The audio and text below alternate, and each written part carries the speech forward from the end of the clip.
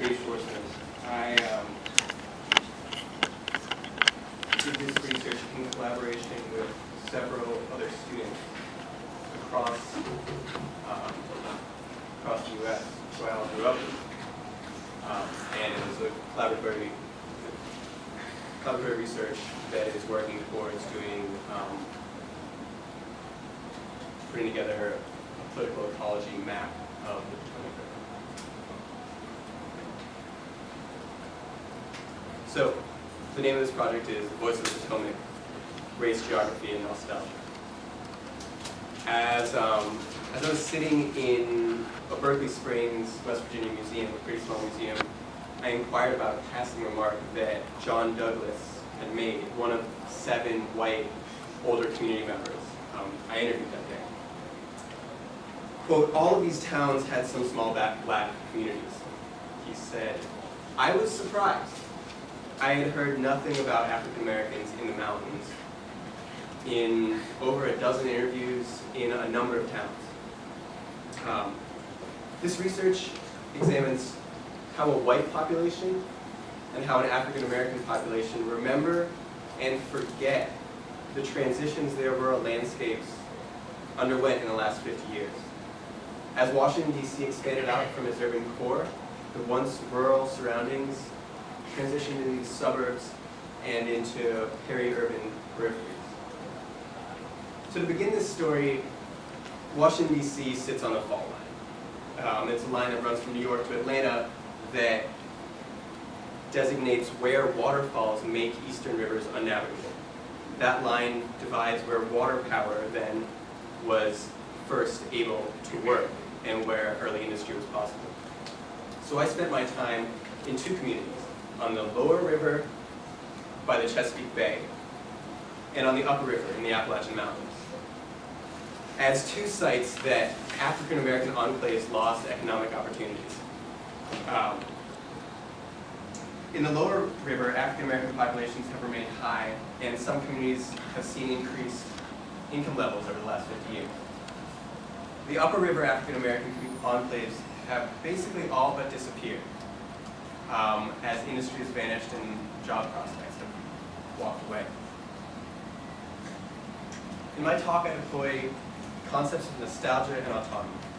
I define nostalgia as a fond remembrance, and I define autonomy as a process of political, economic, and cultural self-determination for populations to find themselves in imagined future.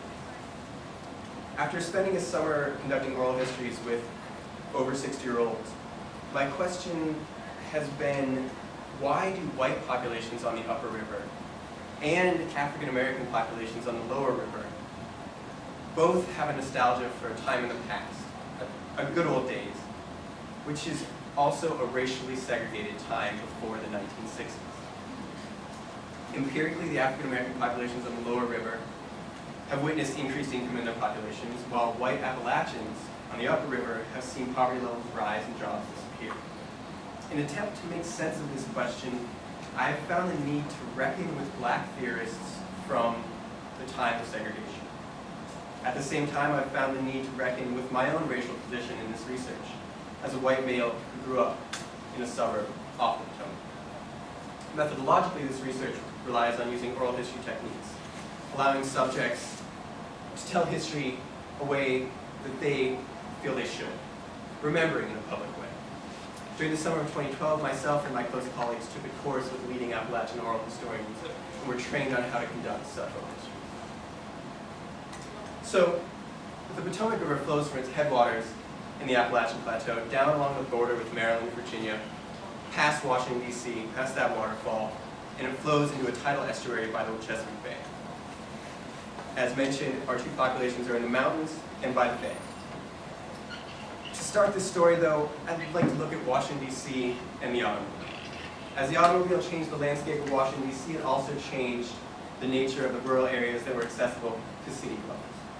Housing developments pushed out towards the rural agricultural areas outside the city, and in the 1970s and 1990s, virtually any residence with capital poured out from the metropolitan core, known as white flight, although not limited to white people. The mountains were once filled with small mine, mill, and agricultural towns, initially drawn to that water power. In the 19th century, slaves and free African Americans were important labor sources for regional transportation networks, railroads, canals, as well as a series of mountain resorts, mines, mills, and furnaces. The small industries came to an end in the 1970s and the 1980s, as small rural industrial towns in the upper Potomac were often unionized. Companies found themselves running close to profit margins and basically moved to farther south anti-union states or decreased employment and increased mechanization. African American populations started to disappear in that area in the 1980s, and basically only a fraction of one former enclave lives dispersed around Cumberland, Maryland, the area's biggest city. The Chesapeake Bay region of the lower Potomac has long been an agricultural center. Southern Maryland and the lower Potomac particularly had some of the largest and earliest slave populations in Maryland. In the 1940s and 50s, the area saw the growth of key naval installations on the river. It brought new jobs and new intellectual and professional populations to that area. Suburban developments followed from the 1960s through the 80s as Washington, D.C. was expanding. And housing developments brought new shops, strip malls to places that once had a series of African American owned and operated businesses. Income began to rise for some areas and sections of that population. And many of the new residents that were entering the communities were African Americans themselves. So going over my interview data, I found that the strongest theme was really a nostalgia for a time pre-1970 in virtually every year. Jeff Mann, a geographer, theorized that nostalgia relies on a fictionalized past and perhaps bears as much upon the past as it does on the present. On the upper river, the nostalgic memories retold in oral histories forgot the entire African American enclaves that were in their towns.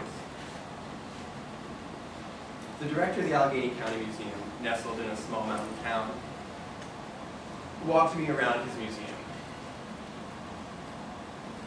Quote, and in this room we have a model recreation of a community that was by the water, called Shantytown.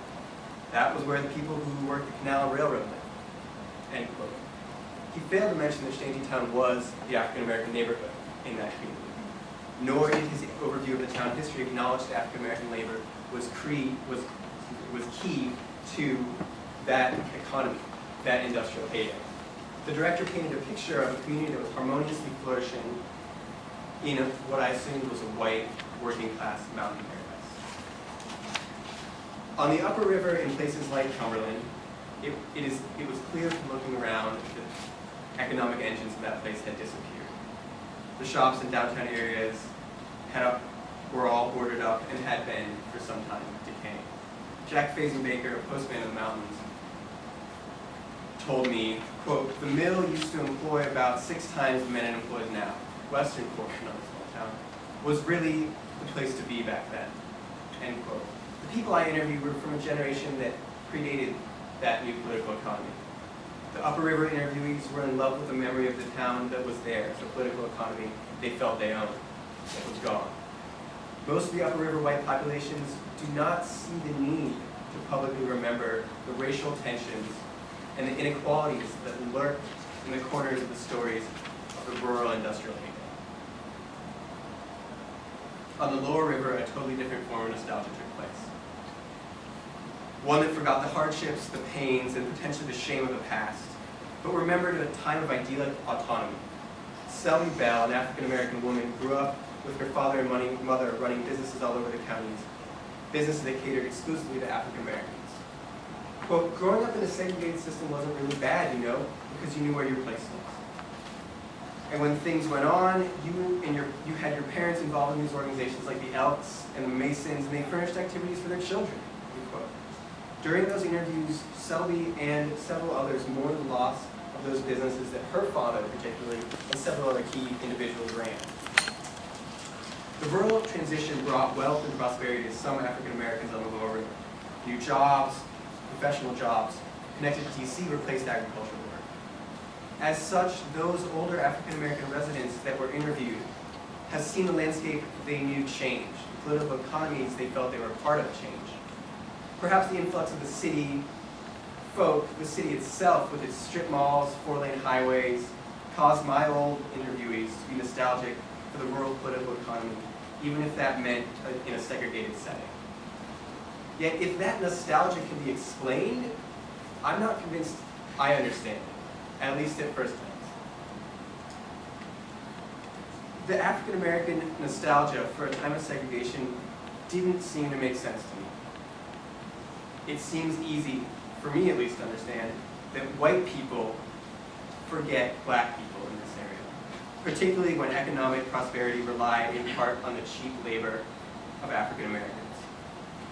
That forgetting should be termed structural racism, and that kind of nostalgia makes sense to me.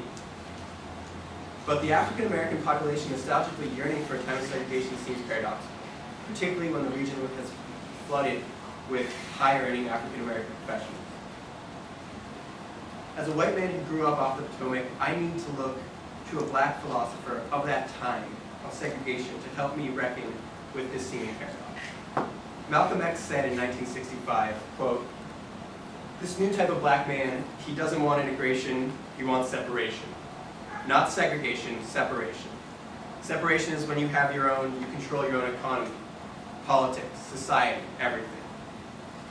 You have yours and you control yours, we have ours and we control ours." End quote. His prophetic ideas live on in the memories African American interviewees shared with me.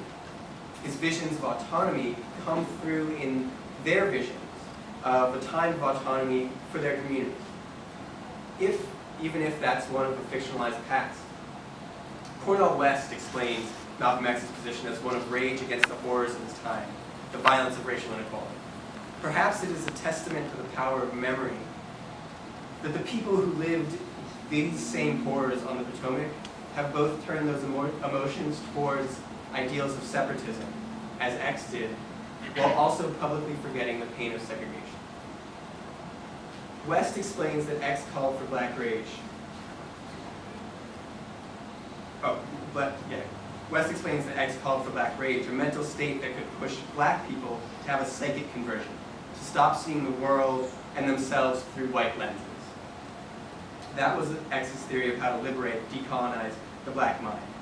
In struggling through this paradox, I found myself needing to see this history, this political economy, this geography through black lenses, to decolonize my own approach to African American memory and even white memory. Situating my own subjectivity in my white suburban body, I found that these nostalgias make more sense if I see race and politics at play in my interview. The African American Heritage Society interviewees were talking across racial lines, to me, that are fraught with suffering and struggle. And without a doubt, my race mattered in the way that they approached discussing segregation. Perhaps I should look at my interviewees' nostalgia as a form of politely talking across racial lines, about the autonomy they envision as key to ending the racial inequality and structural racism that still haunts the present.